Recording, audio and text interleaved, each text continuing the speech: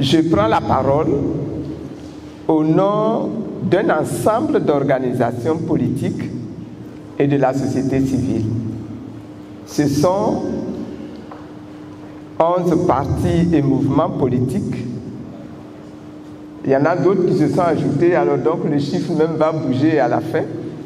Ici, j'ai sur la liste le MGC, le PDCI que nous reçoit, le PPACI, le COGEP, le GPS, l'URD, l'AIRD, le RPP, le PIP, Objectif République, le Renouveau démocratique. Il y en a d'autres qui se sont ajoutés à cette liste. Nous avons 2 groupements d'organisations de la société civile. Le FIDOP, la FIDOP et la PEPC. Le présent point de presse commun vise 2 objectifs essentiels. D'une part, il s'agit d'afficher ensemble notre volonté commune de construire un groupement uni, solide, pour obtenir des réformes en profondeur du système électoral.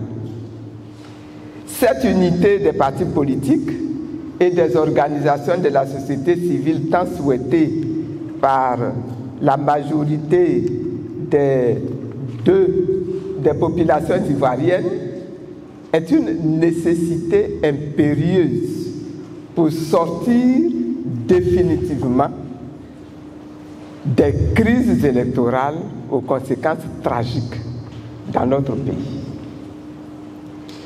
La deuxième raison, c'est que nous sommes ensemble devant vous ce jour pour affirmer notre désaccord relativement au processus électoral tel qu'engagé actuellement de façon générale et en particulier pour dénoncer l'opération de révision de la liste électorale telle qu'elle est annoncée par la CEI. Voici donc les 2 raisons. Je récapitule. Première raison, vous montrez et montrez à la nation ivoirienne tout entière que nous sommes ensemble en train de construire l'unité de toutes ces organisations politiques pour obtenir des élections justes, démocratiques, inclusives, consensuelles et apaisées en 2025. Deuxième raison, nous tenons à affirmer notre désaccord formel sur la manière dont pour l'instant sont engagées ou est engagée la révision de la liste électorale. Mesdames et messieurs, comme vous le savez tous, une élection présidentielle aura lieu dans notre pays l'année prochaine. Nous sommes tous mobilisés pour assurer que cette élection de l'année prochaine là, se tienne dans la paix, sans violence d'aucune sorte. Qu'elle soit tout simplement une élection apaisée après toutes les crises électorales que notre pays a connues. Or, notre système électoral actuel est l'une des sources majeures de conflits sociopolitiques qui occasionnent des crises graves en Côte d'Ivoire. Depuis 2010, ce système ne peut donc pas en l'état garantir des élections apaisées dans notre pays. Malheureusement, si l'on y prend garde, la situation risque de perdurer puisque le gouvernement est resté jusqu'à ce jour sourd aux nombreux appels des partis dans l'opposition et des organisations de la société civile qui réclament un dialogue politique franc et ouvert à tous. De surcroît, la commission électorale dite indépendante, la CEI, a engagé de manière unilatérale le processus électoral et procède pour chacune des étapes à une sorte de passage en force. Après l'actualisation presque en catimini de la cartographie électorale et la programmation à tâtons de l'installation de commissions électorales locales, l'on a appris ces derniers jours, à travers la presse en ligne, que l'opération de révision de la liste électorale, tant attendue par une population, par nos populations, débuterait le 30 septembre pour prendre fin le 31 octobre. Cette opération cruciale, qui doit permettre, entre autres, aux nombreux nouveaux majeurs et à tous les Ivoiriens non encore inscrits sur la liste électorale de le faire pour devenir enfin membres du corps électoral, que cette opération ne durera que 30 jours, soit un mois. Cette autre initiative confirme davantage la volonté de la CEI de passer outre la recherche des solutions concertées, prônées autant par les partis politiques dans l'opposition que par les organisations de la société civile à l'approche de l'élection présidentielle de 2025.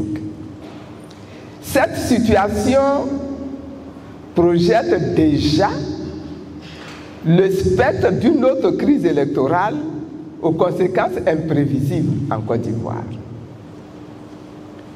Les organisations politiques et les organisations de la société civile réunies en ce lieu veulent, dans une dynamique d'unité, travailler à mettre fin à ce cycle national, ce cycle infernal, je dirais, pour garantir à notre pays une vie démocratique normale et apaisée. C'est véritablement le sens de ce point de presse. Mesdames et messieurs, il est de notoriété publique qu'en raison des crises que le pays a connues, de nombreux Ivoiriens n'ont pas d'extrait de naissance. Une procédure spéciale a même été mise en place par le gouvernement pour régler ce problème. Malheureusement, cette procédure ne fonctionne pas correctement, car la lenteur et les lourdeurs administratives ainsi que les coûts qui en découlent découragent les requérants. Il en est de même pour l'obtention de la carte nationale d'identité. Ne nous voilons pas la face. Tous les Ivoiriens savent qu'il est impossible d'obtenir dans les délais raisonnables un certificat de nationalité pour se faire établir une carte nationale d'identité. À cela s'ajoute le coût que génèrent ces documents administratifs qui, pour la majorité des Ivoiriens, restent élevés compte tenu de la cherté de la vie, tant décriée par tous. Par ailleurs, en consultant les chiffres du gouvernement, tels qu'ils sont donnés dans les statistiques du recensement général de la population et de l'habitat de 2021, le RGPH 21, la population de nationalité ivoirienne âgée de 18 ans et plus était de 12 593 428 en 2021. Avec un taux de croissance moyen annuel de près de 3%. Le nombre d'Ivoiriens en 2024 de plus de 18 ans et donc en âge de voter et qui devrait figurer sur la liste électorale est estimé à plus de 13 millions. 13 millions, je répète, 13 millions de citoyens. Quand on sait que 3 années se sont écoulées, de 2021 à 2024, et que par conséquent, la population électorale actuellement de 8 12 424 s'inscrit a forcément augmenté. Le minimum de nouveaux électeurs que l'on est en droit d'attendre de l'opération de révision de la liste électorale est de 5 millions de personnes. Mesdames et messieurs, nous estimons que l'inscription de nouveaux majeurs et de nouveaux électeurs sur la liste électorale ne doit pas être limitée dans le temps. C'est ce qui se fait dans de nombreux pays, en Afrique, en Europe, en Asie, aux États-Unis d'Amérique. Nous demandons que la liste électorale soit ouverte.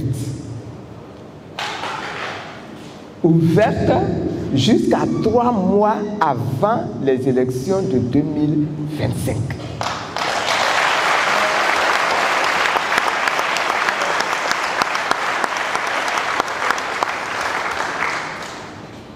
C'est-à-dire jusqu'à la fin du mois de juillet 2025.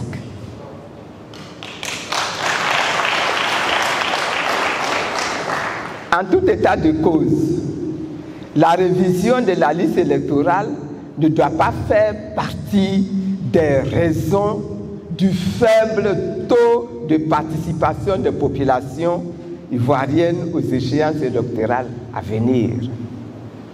Nous avons le devoir d'éviter que beaucoup de nos concitoyens ne puissent pas s'inscrire sur la liste électorale à cause du délai artificiel que leur impose la CEI.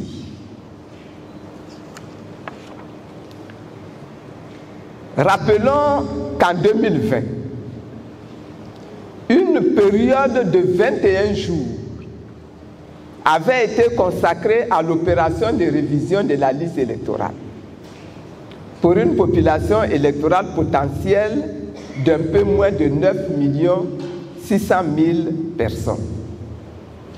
Cette opération avait abouti à un chiffre global de 7 495 082 personnes représentant la population électorale révisée.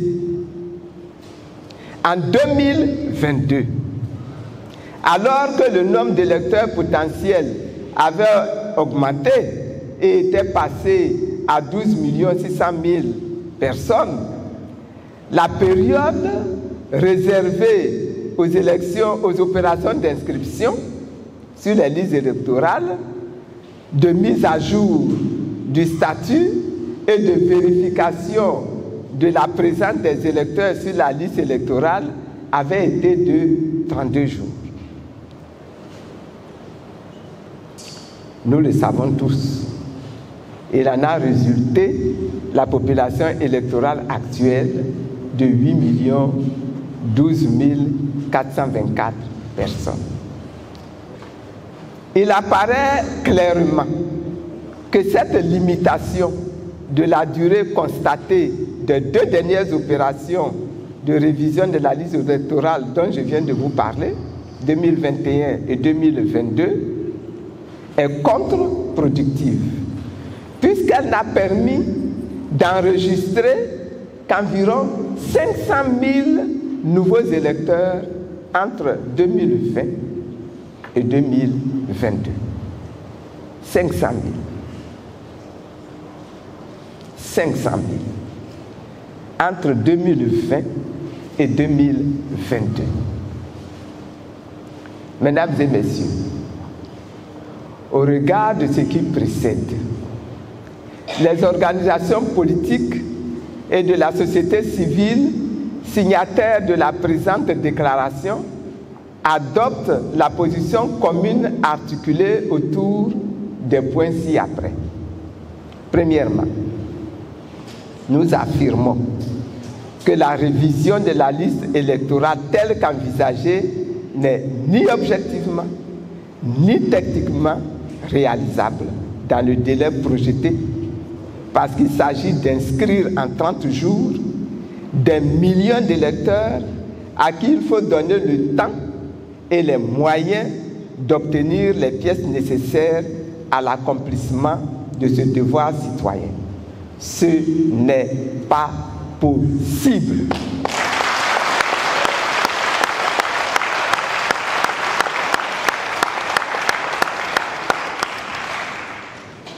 Deuxièmement, nous affirmons que la programmation, les modalités d'organisation et de financement de ces opérations préélectorales doivent se dérouler dans un cadre de concertation avec l'organe chargé des élections. Troisièmement, nous demandons au gouvernement d'engager un vrai dialogue, c'est-à-dire un dialogue inclusif avec les partis politiques, les organisations de la société civile et l'ensemble des forces vives de la nation. Ce dialogue devra permettre, entre autres sujets importants, à examiner, d'aboutir à des réformes électorales nécessaires et consensuelles dans leurs aspects juridiques, constitutionnels, organisationnels, sécuritaires et de financement, à même de conduire à une élection inclusive, crédible et transparente en 2025.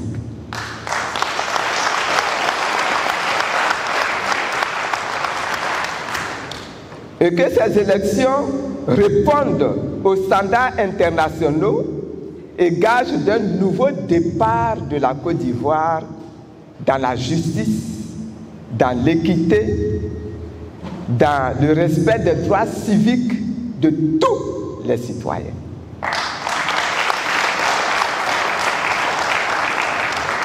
Mesdames et messieurs,